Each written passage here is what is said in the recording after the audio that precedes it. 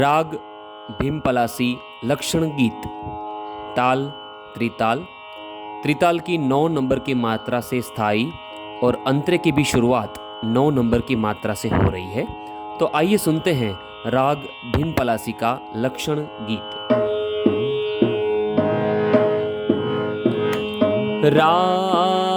रागिणी वर भीम पलासी, रागिणी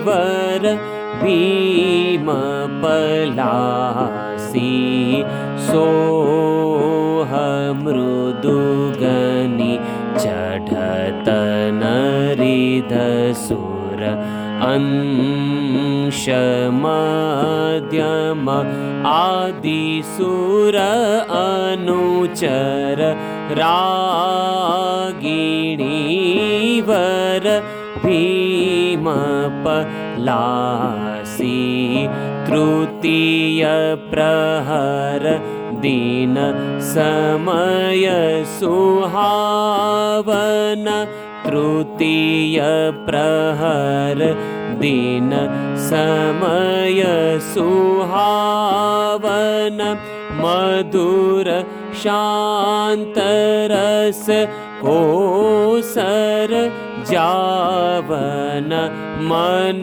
भावत संगत पग मगरे सा निसा मगम, सुर जीवन वरसी, रागिणी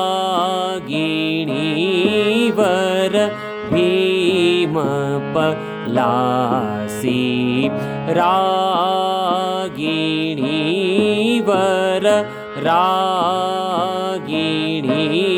वर, रागिणी वर भीम पलासी।